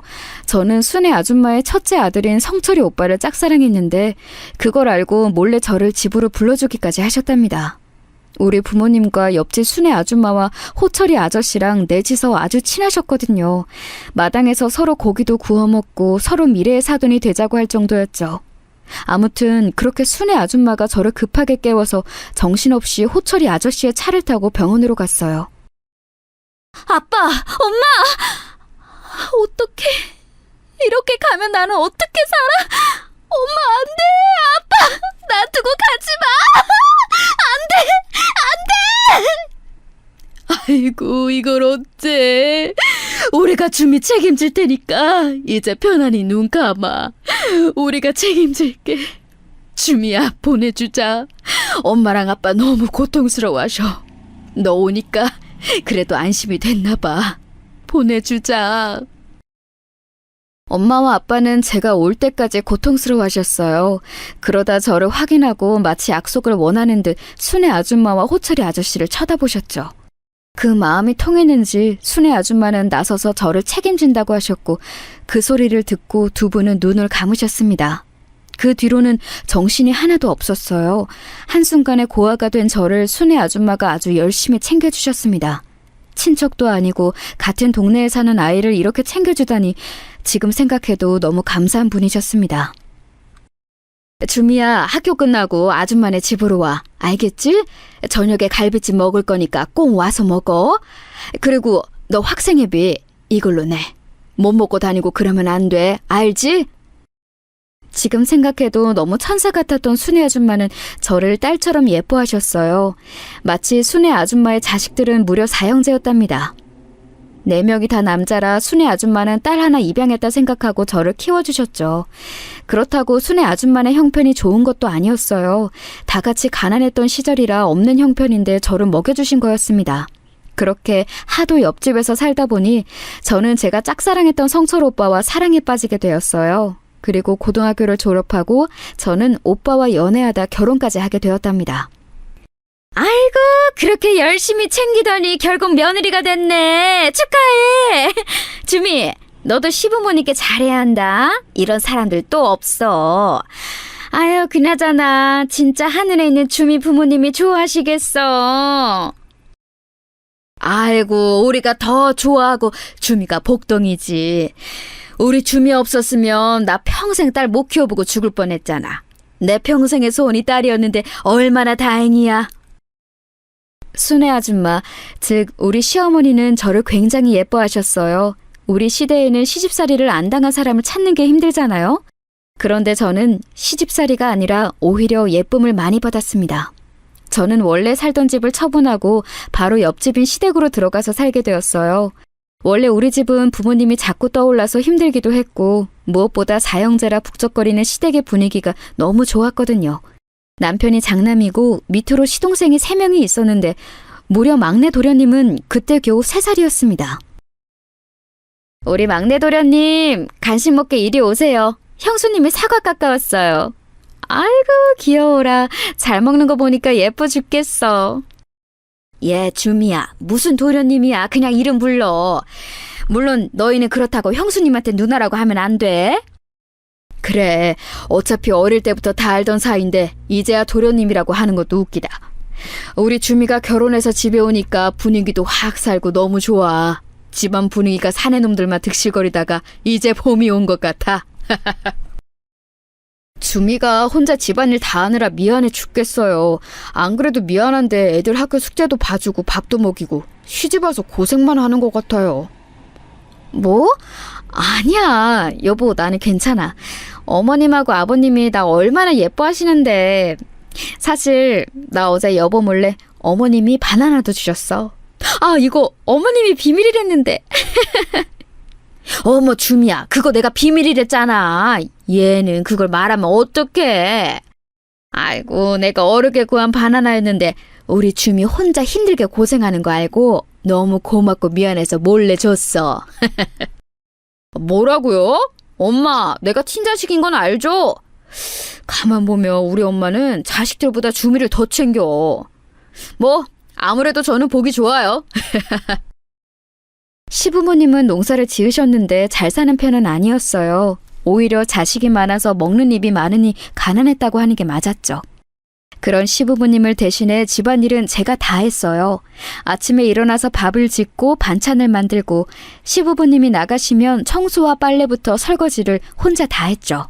그리고 중간에 시동생들을 학교에 보내고 막내 도련님을 돌봤습니다. 그 집 막내 아들은 아예 새댁을 엄마로 알겠다. 형수님 잘 만나서 호강하며 사네. 확실히 며느리 들어오더니 그 집 아들도 얼굴이 폈어. 집에 사람이 있는 거랑 없는 거랑 이렇게 다르다니까. 시부모님이 워낙 잘 챙겨주세요. 아시잖아요. 제가 오히려 복받았죠. 부모 없는 사람 걷어주시고. 아이고, 새댁도 정말로 착해. 그렇게 생각하니까 내가 시부모라도 싸고 돌지. 옆에서 보면 그렇게 보기가 좋아. 우리 며느리도 새댁 같은 며느리가 왔으면 좋겠어. 서로 잘하려고 노력하니까 우리 가족은 동네에서도 유명했어요. 그렇게 우리 가족은 없는 형편에 사랑 하나로 서로 의지하며 살았습니다. 미성년자 때 부모님을 한 번에 잃고 외로움과 상실감에 사로잡혔던 저를 구해준 것은 바로 시댁이었어요. 이렇게 저는 평생 행복하게 살 줄 알았답니다. 그런데 그런 제 생각은 몇 년 뒤 산산조각이 나게 되었어요. 어머님! 아이고 숨참. 혹시 지성이 못 보셨어요? 얘가 어디 갔지? 잠시 빨래하고 왔더니 사라졌어요. 미치겠다. 시장에 갔으려나? 주미야, 지성이 여기 있어. 아까 내가 밭일하러 가는데 그걸 따라왔더라고. 한참 찾았지? 안 그래도 지금 데리고 집에 가려고 했어. 에? 여기 있었어요? 지성아, 엄마가 할머니 괴롭히지 말고 마당에서 삼촌하고 놀고 있으라고 했잖아. 왜 또 할머니 따라가서 괴롭히고 있어? 아우, 얘는 나는 괜찮아. 우리 손자가 무슨 할미를 괴롭혀. 나는 지성이 업어주는 거 하나도 안 힘들다. 오히려 예뻐 죽겠어. 엄마 닮아서 얘 얼굴도 예쁘고 애교도 많고. 저는 결혼하고 바로 다음에 아들을 낳게 되었어요. 공교롭게도 시부모님은 첫 손자까지 아들이라 저를 더 예뻐하셨습니다. 확실히 딸이 귀한 집이었어요. 아무튼 아들은 삼촌들이 많아 하루도 심심한 날이 없었습니다. 제가 막내 시동생을 기저귀도 갈고 직접 업고 시장에 다녔다고 했잖아요. 둘째, 셋째 도련님도 제가 학교에 데려다주고 심지어 학부모 회의도 참석했었어요. 그런 희생에 보답하듯 도련님들은 우리 아들을 잘 챙겨주셨습니다. 지성아, 삼촌이랑 개울가에 가서 물고기 잡을까? 엄마 힘들게 하지 말고 삼촌들이랑 놀러 가자. 형수님, 우리 지성이랑 놀다가 저녁 먹기 전에 들어올게요. 그러면 나야 너무 고맙지. 다들 몸조심히 다치지 말고 안전하게 놀다 와. 특히 지성이도 그렇지만 막내 도련님도 잘 챙기는 거 잊지 말고. 제가 아들을 낳고 시댁의 분위기는 더 좋아졌어요. 그런 분위기 속에 저는 또 임신해서 자식을 낳았는데 둘째도 아들이었습니다. 저는 화목하게 둘째까지 낳고 평생 이렇게 살다 죽을 줄 알았어요. 그런데 정확히 우리 첫째가 6살, 둘째가 4살 때 사건이 발생했어요. 그날은 곧 명절이라 시장에서 잔뜩 재료를 사서 집에 와서 손질하고 있었습니다. 그런데 갑자기 동네 주민 아저씨가 달려서 들어오셨습니다. 대문을 박차고 들어오셔서 너무 깜짝 놀랐는데 아저씨가 하는 말에 저는 너무 놀라 요리하다 그대로 밭으로 달려갔어요. 주미야, 너희 시어머니 지금 쓰러지셨다. 얼른 빨리 와서 이 트럭 타. 지금 병원으로 가자. 시간이 없어. 너무 정신이 없어서 아들들을 챙길 정신도 없이 그대로 트럭을 타고 병원에 가게 되었어요. 병원에 갔더니 시어머니가 쓰러져 계셨습니다. 뇌출혈이에요. 건강이 안 좋으신데 이제 밭일은 그만하셔야 할 것 같아요. 이렇게 계속 일하면 또 쓰러지시고 그러면 진짜 그때는 위험해요. 집에서 많이 돌봐주세요. 평생 밭일을 하셨던 시어머니는 몸이 성한 곳이 없으셨어요. 관절도 아프셔서 매일 파스를 붙이고 일하셨거든요. 또 위장도 안 좋으셔서 밥을 제대로 먹지 못하셨어요. 그런데 이제 뇌까지 아파서 쓰러지신 거예요. 그런 시어머니를 보니 가슴이 아파 하염없이 눈물이 나왔습니다. 어머니 뭐 하세요? 병원에서 어머니 무리하면 안 된다고 한 거 잊으셨어요? 그러지 말고 소파에 앉아 계세요. 주미, 네가 혼자 집안일 하는 거 안타까워서 그래. 내가 집에서 이렇게 누워만 있으니까 너한테 짐만 되는구나. 미안해서 어떡하니? 뭐가 미안하세요. 어머님이 저한테 해주신 것을 생각하세요. 하나도 미안하게 생각하지 마세요. 어머님이 건강한 게 저한테 오히려 제일 좋아요. 시어머니는 그 뒤로 집안 식구들의 반대로 농사를 그만하고 집에 있게 되었는데 자꾸 집안일을 하고 식구들을 챙기셨어요. 몸이 아픈데도 폐를 끼치는 것이 싫다며 계속해서 저를 도우셨죠.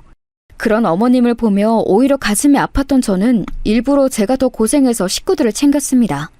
저는 어머님이 제 인생의 은인이라 생각했기 때문에 하루라도 건강하게 살길 원했어요. 하지만 세상은 제 뜻대로 되지 않다는 것을 이때 알게 되었습니다. 어머님 일어나셨어요? 오늘은 좀 늦게까지 주무셨네요. 날이 좋은데 아침 드시고 저랑 요 앞에 산책 가요. 어제 보니까 어머님이 좋아하는 개나리도 잔뜩 폈더라고요. 어머님? 어머니! 어머니! 어머니! 어머님은 마치 잠을 주무시는 것처럼 돌아가셨어요. 온화하신 성품처럼 평소와 다른 것 없이 그대로 돌아가신 모습에 참 어머님답다고 생각했습니다. 장례식장에서 남편과 시동생들보다 제가 더 많이 울었어요. 슬퍼서 정신을 차릴 수가 없었습니다. 주미야, 괜찮다. 괜찮아. 남은 가족끼리 행복하게 서로도 의지하며 살자. 괜찮다. 아내도 하늘에서 우리가 어떻게 사는지 지켜볼 거야. 사돈하고 같이 우리 주미 어떻게 사는지 지켜보고 응원할 거야. 현실이 믿기지 않아요. 우리 어머님 평생 고생만 하다 돌아가셨는데 이제 제가 효도 좀 하려고 하니까 어머님! 시어머니가 그렇게 돌아가시고 저는 한동안 슬픔에서 빠져나오지 못했어요. 오죽하면 아내를 잃은 시아버지가 저를 위로할 정도였죠. 그러다 문득 이렇게 제가 힘들어하면 하늘에서 누구보다 어머님이 슬퍼하실 것 같았어요. 그래서 정신을 차리고 식구들을 더 챙기기 시작했습니다. 윤철아, 이거 도시락 가져가. 그리고 이따 학교 끝나고 동철이랑 지성이 데리고 아버님 밭일 도와드리고 오는 거 잊지 마. 나는 민철이 데리고 병원에 다녀와야 하니까 애들 밥 먹이는 것도 부탁해. 네, 알겠어요. 아, 형수님, 그리고 아까 형이 내일 저녁에 월급 받았다고 삼겹살 먹자고 하고 나갔어요. 형수님한테 꼭 전해드리래요. 뭐? 알겠어. 그럼 이따 집에 오기 전에 시장도 들려야겠다. 알려줘서 고마워. 이따 애들 잘 챙겨줘. 민성아, 엄마랑 어린이집 가자. 워낙 식구가 많아 우울함에서 빨리 벗어날 수 있었어요. 그러다가 시간이 지나서 둘째 도련님이 결혼한다고 여자를 데려왔습니다. 시어머니가 돌아가시고 혼자 여자였던 저는 동서가 그렇게 반가울 수가 없었어요. 새로 사람이 들어오는 거니까 잘해줘야겠다고 생각했죠. 그래서 동서가 인사 온다고 할 때 정성껏 음식도 준비했어요. 시장 상인들이 집에 잔치하는 거냐고 물을 정도였죠. 와, 이게 다 뭐예요? 사실 시댁이 시골이라 저희 부모님이 걱정이 많으셨거든요. 제가 워낙 서울에서 태어나서 다른 지역에 가본 적이 없어서요. 그래도 시어머니가 안 계셔서 시집살이 걱정은 없겠다 싶었죠. 우리 어머님이 계셨으면 오히려 더 좋았을 거예요. 다정하고 현명한 분이라 동서가 더 적응도 잘했을 텐데. 우리 어머님은 시집살이 같은 거 전혀 하실 분이 아니세요. 아무튼 제가 부족하지만 많이 준비했으니까 맛있게 드세요. 둘째 동서는 서울 토박이었어요. 둘째 도련님이 서울로 대학을 갔는데 거기서 동기로 만났다고 하더라고요. 그 둘은 서울에서 자리를 잡고 살 예정이었습니다. 윤철의 결혼 자금으로 돈을 준비해야 하는데 우리가 워낙 하루 먹고 하루 살다 보니까 돈이 너무 부족해서 걱정이다. 대출을 받아야 할 것 같아. 주변에 부탁했는데 다들 힘들게 살아서 도와줄 수 있는 사람도 없고. 아버님, 제가 비상금으로 모은 돈이에요. 이거 적금 해약해서 신혼집 마련해 주는 걸로 해요. 시집 와서 조금씩 돈이 생길 때마다 모았어요. 어차피 우리 애들 결혼하려면 멀었으니까 제가 또 모으면 돼요. 서울살이 쉽지 않을 텐데 이렇게라도 도움을 주고 싶어요. 여보, 이게 다 뭐야? 언제 이렇게 돈을 많이 모았어? 당신 내가 용돈하라고 준 돈 다 이렇게 모았던 거야? 아, 나 진짜 너무 감동이야. 세상에. 주미야, 네가 그렇게 돈을 모은 것은 너무 기특한데 어떻게 그 돈을 쓰겠어. 괜찮아, 넣어둬라. 우리가 또 무슨 일이 생길지 모르는데 비상금으로 남겨두자. 아니에요. 윤철이 결혼하면서 아예 돈을 안 들고 가면 처가에 얼마나 눈치가 보이겠어요. 그래도 남자가 집은 해가야죠. 또 그쪽 집안이 서울 사람들이라 우리보다 훨씬 잘 사잖아요. 다른 건 몰라도 우리 가족이 기죽는 거 저 절대 못 봐요. 주미야, 너한테는 늘 미안하고 고마운 마음밖에 없어. 이 은혜는 내가 죽기 전에 반드시 갚고 죽을게. 아버님이 평생 건강하게 우리 곁에 있는 것만으로도 다행인걸요? 갚지 않으셔도 돼요. 돈이야 다시 모으면 되잖아요. 좋게 좋게 생각해요. 저는 평생 남편과 시부모님이 조금씩 주었던 돈을 모아놓은 통장을 둘째 도련님 결혼할 때 쓰게 되었어요. 전혀 아깝다고 생각하거나 그러지는 않았습니다. 그 당시 저는 그게 당연한 선택이었어요. 실제로 또 제가 대놓고 말은 안 했어도 둘째 동서가 우리 시댁이 가난한 것을 마음에 들어하지 않았거든요. 시아버지 앞에서 티를 내지는 않았는데 저와 둘이 있으면 자꾸 흉을 보고는 했습니다. 형님도 원래 여기 사람이라고 하셨죠? 그래서 이렇게 시골에 적응 잘하셨나 보다. 저는 좀 곱게 자랐거든요. 그래서 이런 환경이 조금 낯설긴 해요. 사실 이런 화장실도 저는 태어나서 처음 봤어요. 우리 부모님이 보면 되게 슬퍼할 것 같아요. 그래도 여기도 사람 사는 곳이고 사람들도 다 심성이 착하고 좋아. 동서는 서울에서만 자라서 낯설 수도 있지만 공기도 좋고 직접 농사 지은 걸로 음식도 해먹을 수 있어. 어디든 다 장단점이 있는 거지.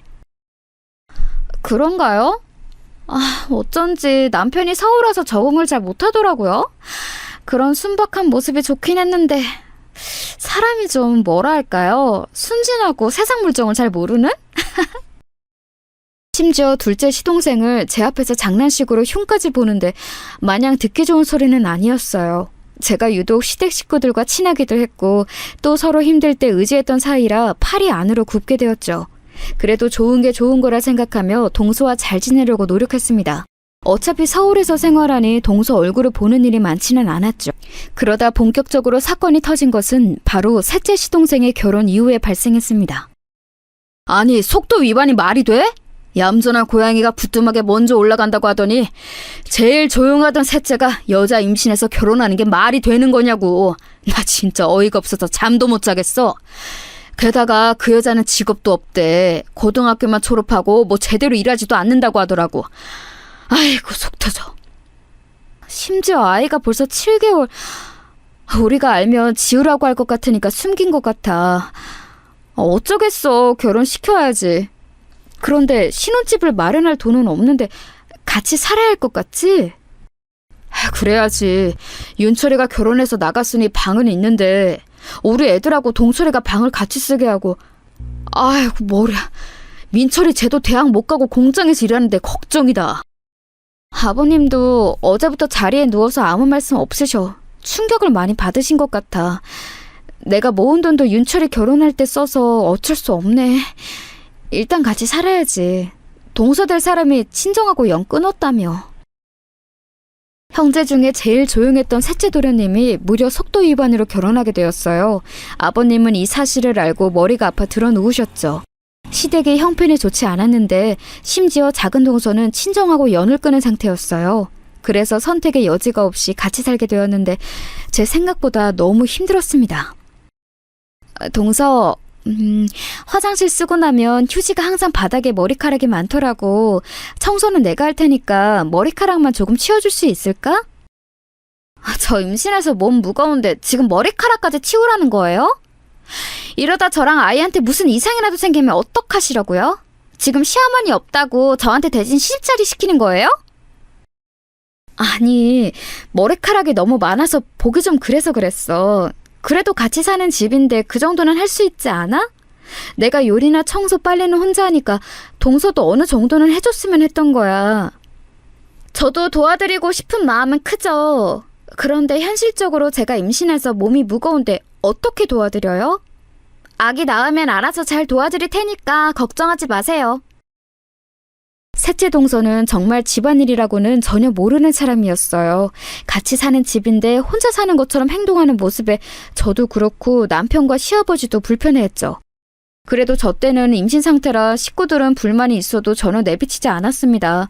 그런데 막상 아이가 태어나자 동서는 더욱 혼자 사는 것처럼 행동했어요. 아니, 오히려 시댁 식구들을 자기 노비처럼 부리기 시작했죠.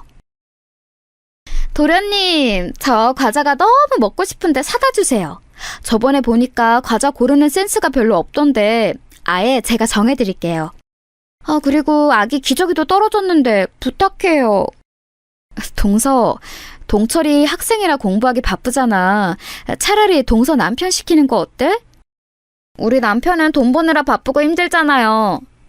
그러면 형님이 다녀오시는 건 어떠세요? 저는 아이 돌봐야 해서 움직이기가 좀 그렇잖아요. 아이가 신생아라 밖에 나가는 건 아직 조심스러워요. 괜히 나갔다가 면역력이 약해지면 어떡해요? 아기 이제 50일 지나서 밖에 나가도 괜찮아. 그리고 동서도 몸을 조금씩 움직이는 게 오히려 도움될걸?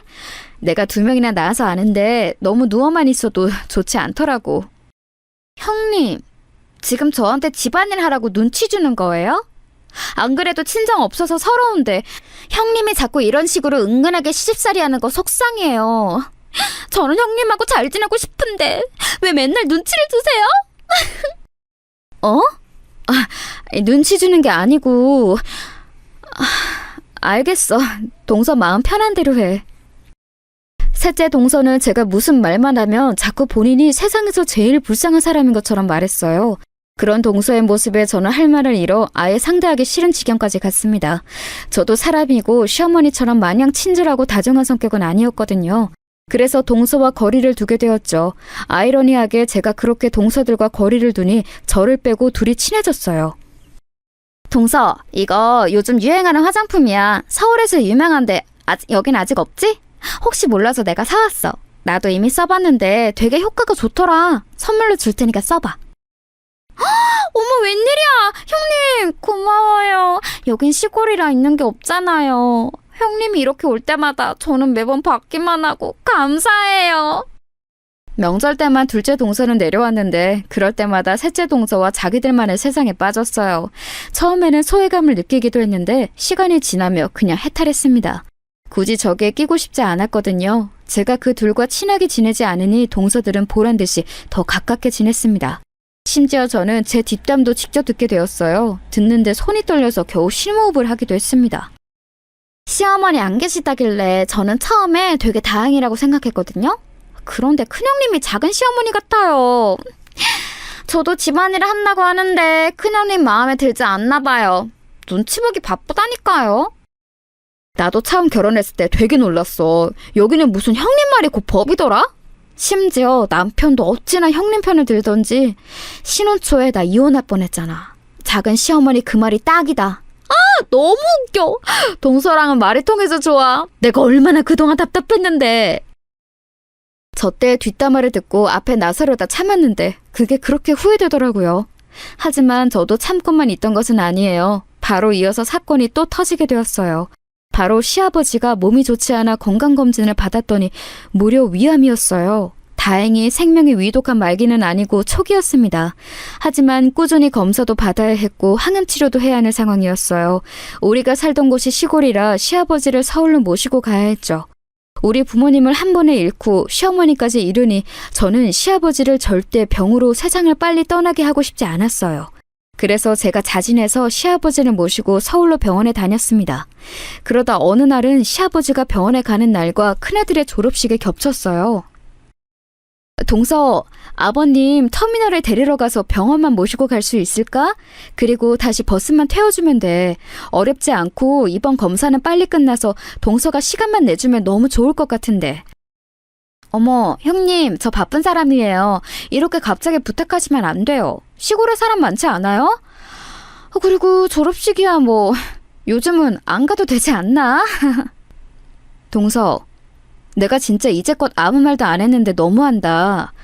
동서가 사는 그 신혼집도 내가 모은 돈으로 들어간 거야. 동서도 받을 만큼 받아놓고 아픈 시아버지 모른 척하는 거 너무하다고 생각하지 않아? 지금 눈치 주는 거예요? 너 돈 받았으니까 돈 갚아라 이거잖아요 지금. 애들 키우는 것도 힘든데 형님까지 왜 이러세요? 그리고 돈 얘기하면 끝도 없어요. 누가 보면 강남 한복판에 있는 아파트 사준 줄 알겠어요. 동서! 말이 심해. 그냥 아예 시댁에서 지원이 없던 것은 아니니까 인간의 도리를 하라는 거잖아. 내가 시아버지 모시고 가면서 동서한테 언제 이렇게 부탁한 적 있어? 병원에 모시고 가기 좋은 위치여도 한 번도 동서한테 연락한 적 없잖아. 그리고 아버님 병원비도 나랑 남편이 다 부담하고 있는데 어쩜 동서들은 그렇게 예의가 없어? 저도 모르게 화가 나서 전화로 쏘아부었어요. 제가 거실에서 통화로 둘째 동서에게 화를 내는 것을 듣고 셋째 동서가 슬며시 방에서 나오더라고요. 아마 화를 내느라 목소리가 워낙 커서 다 들었을 거예요. 둘째 동서에게 할 말을 다 하고 끊으니 셋째 동서가 저에게 말을 걸었습니다. 마침 잘 됐다 싶었어요. 형님, 무슨 문제 있으세요? 지금 우리 아기 낮잠 자는데 형님 목소리 때문에 깼어요. 큰일 생기신 거예요? 동서도 진짜 너무한다. 아버님 아프신 거 뻔히 알면서 어떻게 한 번을 자기가 모시고 가겠다고 말을 안 해? 그럼 집에서 집안일이라도 열심히 하던가. 혼자 사는 집 아니잖아. 언제까지 그렇게 이기적으로 굴 거야? 어머, 왜 갑자기 저한테 화풀이 하세요? 저는 지금 가만히 있다 방에서 나왔는데 왜 형님 화난 걸 저한테 푸세요? 저 너무 당황스러워요. 그리고 형님이 워낙 아버님하고 더 친하고 하니까 저는 그런가 보다 싶었죠. 갑자기가 아니고 그동안 참은 거야. 둘째 동서도 그렇고 아버님한테 살갑게 다가가는 사람이 없잖아. 집안에 무슨 일이 생기면 항상 나만 나서고 내가 다 챙기고. 너무하다고 생각하지 않아? 형님이 워낙 매번 나서서 하시니까 그런 거죠. 그러면 다음엔 제가 아버님 모시고 서울 다녀올게요. 됐죠? 제가 하면 되잖아요. 이게 뭐라고 저한테 그렇게 화내시는 거예요? 참고 참았던 제가 화를 내자 셋째 동서는 본인이 아버님을 모시고 서울에 가겠다고 하더라고요. 그래서 다음 순서가 되었을 때 정말 셋째 동서에게 아버님을 맡겼어요. 내심 걱정했는데 아니나 다를까 아버님이 그날 밤에 저를 따로 부르더니 조용히 말씀하셨습니다. 주미야, 앞으로 나 혼자 다닐게. 주미 그동안 고생했다. 셋째 며느리랑 같이 갔는데 계속 옆에서 뭐라 하니까 내가 눈치가 보여. 네 험담도 그렇게 하더라. 아휴, 내가 너무 민폐를 끼친 것 같아서 미안하다. 길도 외웠으니 이제 진짜 혼자 다닐 수 있어. 시아버지의 말을 듣고 속상해서 얼마나 울었는지 몰라요. 제가 괜히 동서들과 기싸움을 하다 시아버지를 불편하게 한 것 같아 죄송했죠. 그래서 그 뒤로는 제가 모시고 다녔습니다. 그리고 똥이 무서워서 피하는 게 아니잖아요. 그냥 동서들과 저는 결이 맞지 않다고 생각하고 거리를 두게 되었어요. 제가 그렇게 거리를 두니 둘은 전보다 훨씬 가까워졌죠. 동서, 서울 오면 우리 집에서 자고 가. 그리고 지수 데리고 놀이공원도 가자. 우리 집에서 되게 가깝거든. 온 김에 서울 구경도 하고 좋잖아? 애들한테도 큰 물을 보여줘야 나중에 도움돼. 어머, 형님 진짜요? 저야 그럼 너무 감사하죠. 웬일이야. 지수가 안 그래도 맨날 놀이공원 가고 싶다고 노래를 불렀거든요. 진짜 다행이다. 그럼 우리 날짜 잡을까요? 세상에. 일부러 제 앞에서 저렇게 소외시키며 대화해도 저는 최대한 무시했어요. 괜히 저기에 끼면 지는 느낌이 들더라고요. 이런 상태가 지속되고 있었는데 그래도 하늘이 무너져도 살아남을 방법이 있다고 하죠. 인생이 고난만 가득한 것은 아니잖아요. 축하합니다. 며느리님이 그동안 고생 너무 많으셨어요. 이렇게 완치하다니 진심으로 축하드려요. 어르신, 이제 고생 끝입니다. 서울까지 지방에서 오느라 체력적으로 힘드셨을 텐데 정말 축하드립니다. 감사합니다.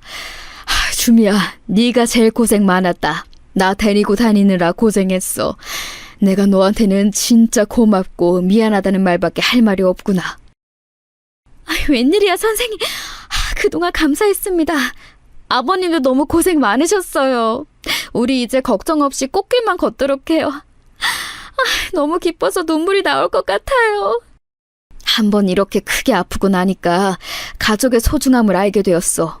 하늘로 간 아내를 뒤따라가는 줄 알았는데 얼마나 다행인지 몰라. 마침 보험금도 많이 있으니 이걸로 우리 가족끼리 단합해서 여행을 가는 거 어떠니? 내가 내륙 시골에 살아서 제주도를 한 번도 안 가봤잖아. 제주도를 죽기 전에 몸이 이렇게 멀쩡할 때 가보고 싶구나. 제주도요? 아버님, 저도 제주도 한 번도 안 가봤어요. 그럼 제가 남편에게 말해서 추진해 볼게요. 다들 시간 맞추기가 힘들 텐데 그래도 아버님 완쾌 기념으로 시간을 어떻게든 내야죠. 시아버지가 드디어 암을 완치하게 되었어요. 그러면서 시아버지는 가족끼리 다 같이 여행을 가길 원하셨습니다. 언제 또 이런 기회가 올지 모르니 남편이 나서서 동생들에게 시간을 내라고 말했어요. 그런데 한 가지 문제가 있었어요. 바로 제가 비행기를 탈 생각을 하니 머리가 아프기 시작했던 거예요. 한 번도 타본 적이 없어 두려움이 가득했죠. 심지어 비행기를 탈 생각을 하니 악몽까지 꾸게 되었어요. 그 모습을 보고 남편은 제 상태가 걱정된다고 하며 배를 타고 가는 것을 제안했어요. 그런 남편에게 너무 고마웠습니다. 아유, 우리 주미가 비행기가 무섭다면 당연히 배를 타고 가야지. 주미야, 너 편한 대로 하고 싶은 거 다 결정해라. 이번 여행은 우리 주미의 의견이 최우선이야. 그동안 나 데리고 서울까지 왕복하느라 고생했어. 시아버지는 흔쾌히 그러자고 대답했고 결국 우리의 가족여행은 배를 타고 제주도를 가게 되었습니다. 비행기를 탈 생각엔 두려움이 가득했는데 배를 타고 갈 생각을 하니 저도 여행의 설렘을 느끼기 시작했어요. 저도 20살에 시집와서 한평생을 시댁에서 살며 제대로 된 여행을 가본 적이 없었거든요. 주미야, 그렇게 신나? 나 자기가 그렇게 신이 난 모습은 처음 보는 것 같아. 당신 요즘 얼굴이 말 그대로 폈어. 당신 기뻐하는 거 보면 내가 왜 더 빨리 여행을 가지 않았을까 싶어. 너무 미안해. 앞으로는 우리 열심히 다니자. 알겠지? 그동안 고생 많았어. 그냥 우리 마을이나 서울이 아니고 다른 곳에 간다는 게 너무 행복해. 그리고 또 우리 가족이 다 같이 가는 거잖아. 이번 기회에 동서들하고 친해지려고. 내가 연장자니까 먼저 다가갈 거야. 미워도 같은 가족이니까. 뭐? 그 생각까지 한 거야? 그래, 우리 같은 가족이니까 서로 잘 지내면 좋잖아. 당신이 그렇게 생각했다니 내가 다 기쁘다. 나는 당신이 그렇게 생각할 줄 몰랐어. 동서들과 사이가 좋지 않은 것을 남편은 어느 정도 알고 있었어요. 자세히는 제가 굳이 말하지 않았는데 아무래도 티가 났겠죠. 그동안 시아버지 병간호를 하느라 가족들끼리 교류가 많지 않았거든요. 이번 여행을 빌미로 서로 속 터놓고 친하게 지내는 것을 원했습니다. 그게 저 혼자만의 생각이라는 것인 줄은 꿈에도 몰랐어요. 알았다면 절대 여행을 가지 않았을 거예요. 여행을 가기 전날 너무 설레서 잠도 제대로 자지 못했어요. 배에 타서 저는 멀미가 심해 멀미약을 먹고 잠깐 잠들었다 깨니 남편도 자고 있더라고요. 시아버지를 보니까 시아버지도 자고 계시길래 밖으로 잠깐 나갔습니다. 동서들이 의외로 깨어있길래 다가가려 했는데 둘은 저를 보고도 아는 척을 하지 않더라고요. 저번에 싸운 이후로 아직 어색함이 남아있어서 그런가 보다 생각하고 혼자 바다를 보고 있었습니다. 괜히 바다를 보니까 시어머니 생각이 그렇게 나더라고요. 주미야, 나는 살면서 바다를 내 눈으로 본 적이 없어. 그래서 바다를 보는 게 내 꿈이었어. 꿈이 참 소박하지? 다음 생에는 바다 앞에 있는 집에서 살고 싶어. 시어머니가 같이 왔으면 얼마나 좋았을까 생각도 들고 괜히 마음이 짠해졌어요. 우리 어머니가 계셨으면 동서들하고 틀어지지도 않았을 것 같았죠. 돌아가신 부모님도 생각나고 바다를 보며 사색에 잠겨 있었는데 등 뒤에서 동서들의 목소리가 들렸어요. 무시하려고 했는데 아예 저보고 들으라고 하는 소리처럼 크게 말해서 무시할 수가 없었습니다. 내가 진짜 주변에 창피해서 말을 못했어. 제주도를 비행기도 아니고 배를 타고 가는 게 말이 돼? 심지어 우리 친정 부모님이 나한테 배 타고 가는 거 맞냐고 계속 물어보더라. 우리 애들은 비행기 탄다고 신났다가 실망해서 난리가 아니었어. 이게 다 짠순이 큰형님 덕분이죠. 뭐 비행기 공포증? 아니, 비행기를 타봤어야 공포증이 있는지 알죠. 딱 봐도 그냥 비행기로 가면 더 비싸니까 배를 타고 가자고 한 거잖아요. 아휴, 그렇게 아끼고 아껴서 부자 되려나 봐요. 하여간 혼자 착한 척은 다 해. 너무 얄밉지 않아? 본인만 정의롭고 생각 많고 착한 며느리고 우리는 그냥 철없는 며느리잖아. 아까도 시아버지가 싸고 도는 거 봤지? 멀미약 먹었냐고 손 꼭 붙잡고 물어보더라. 아휴. 대놓고 저를 욕하는 걸 가만히 듣고 있을 수는 없었어요. 저는 나름대로 친해지고 싶은 마음이 커서 남편에게 제가 다가가겠다고 말한 상태였는데 동서들은 그런 저를 들으라는 듯 욕하니 속상함이 너무 컸습니다. 그런데 그 뒤에 나온 말은 더 충격이었어요. 아휴, 지금 술을 마셔서 그런가? 왜 평소보다 훨씬 얄밉죠? 그리고 우리 남편도 큰형님 말에 꼼짝을 못하더라고요. 집에서도 무슨 자기 엄마인 것처럼 대하고. 나도 저번에 남편하고 싸웠잖아. 우리는 평소에는 사이가 진짜 좋거든? 근데 꼭 형님 얘기가 나오면 싸워. 우리 남편도 형님 말이라면 무슨 법처럼 따르잖아. 도대체 어떻게 구워 삶은 거야? 너무 얄미워요. 큰형님 여기서 밀어버리면 좋겠죠? 농담이에요. 농담이야? 난 아닌데? 나는 진지하게 알아들었는데? 둘이 무려 저를 바다에 밀어버린다고 깔깔거리는 모습에 저는 온몸이 굳어버렸어요. 저런 사람인들인 줄도 모르고 저는 지금이라도 어긋난 관계를 돌리려고 했던 거죠. 순간 이제껏 제가 시댁에 희생했던 게 물거품이 된 느낌이 들었습니다. 그러면서 사는 게 무슨 의미가 있나 싶었어요. 마침 돌아가신 시어머니와 우리 부모님을 생각하던 중이기도 했고요. 동서들, 진짜 너무한다. 내가 다가가려고 해도 틈을 전혀 주지 않네? 내가 도대체 뭘 그렇게 잘못했어? 나는 그냥 동서들이랑 잘 지내고 싶었던 건데 내 마음이 전혀 통하지 않았던 거구나. 어머, 형님, 다 들으셨어요? 저번부터 되게 몰래 잘 들으시네. 아니, 제주도 가는데 배 타고 가면 남들이 우리를 뭐라고 생각하겠어요? 그것도 그렇고 그냥 형님이 이번 여행 일정도 다 짰다고 들었어요. 이 집안은 다 형님 위주로 돌아가는 거 이제 지쳐요. 동서들은 오히려 당당하게 할 말을 하더라고요. 그 모습에 저는 순간 욱하는 감정이 올라왔습니다. 그러면서 따뜻한 심성의 시어머니가 그리워졌어요. 우리 시어머니가 계셨다면 절대 이런 일이 일어나지 않았을 테니까요. 그 생각이 들자 그동안 동서들에게 당했던 게 속에서 올라오며 저도 충동적으로 배의 난간으로 올라가게 되었습니다. 어머! 지금 뭐 하시는 거예요? 설마 그걸로 우리 협박하려고요? 진짜 뛰어들지도 못할 거면서 그렇게... 어머! 어떡해! 저는 둘째 동서가 진짜 바다로 뛸 거냐는 소리에 그만 참지 못하고 그대로 뛰어들었어요. 홧김에 그런 것이 맞지만 그렇다고 후회는 없었습니다. 동서들의 비명이 마지막으로 귀에 들렸고 차가운 바닷물을 느꼈어요. 속으로 시어머니를 계속 생각했습니다. 이대로 죽게 된다면 시어머니와 같이 있을 수 있으니 다행이라고 생각했죠. 주미야! 기다려! 주미야! 그 순간 잠에서 깨어난 남편이 저를 구하러 바다로 뛰어들었어요. 수영도 못하는 양반이 저를 위해 구하려고 왔던 거죠. 그리고 곧바로 배에 있던 구조요원이 우리를 발견해서 건져 올렸습니다. 주미야, 이게 무슨 일이야? 왜 갑자기 바다로 뛰어든 거야? 실수로 빠진 거니? 위험하니까 난간에 너무 가까이 가지 말라고 했잖아.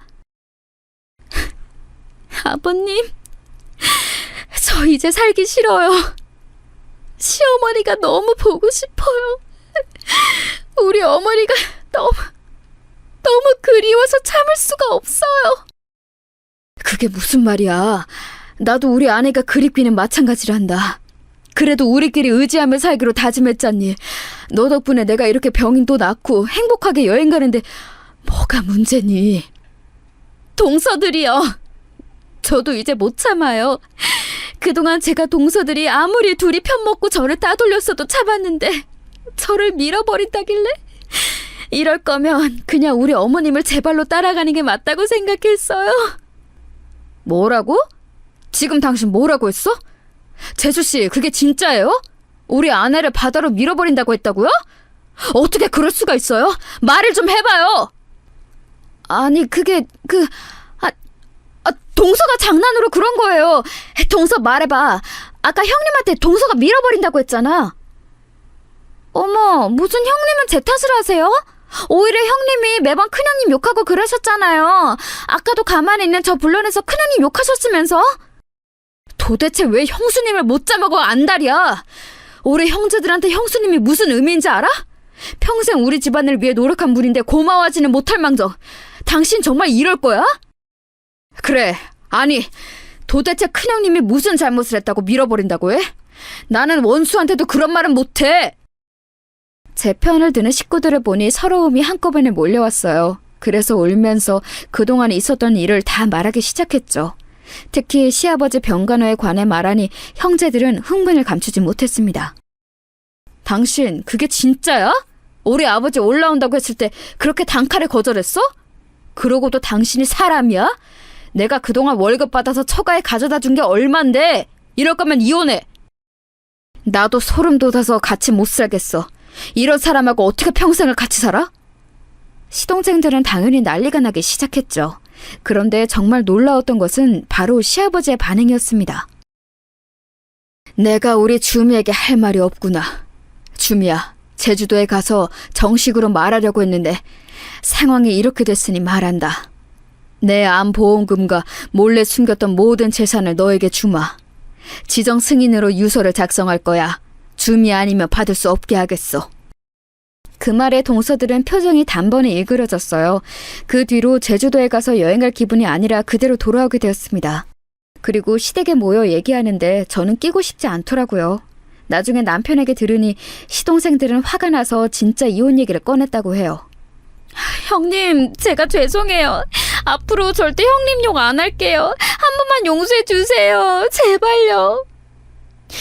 저 이혼하면 갈 곳이 없어요. 저는 친정도 없어서 기댈 곳이 없어요. 죄송해요.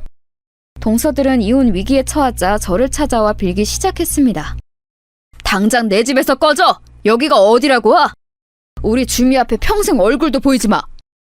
시아버지가 그런 동서들을 내쫓아 주어 얼마나 다행인지 몰랐습니다. 그 뒤로 실제로 동서들은 서방님들에게 이혼을 당했어요. 셋째 동서는 저와 같이 살았잖아요.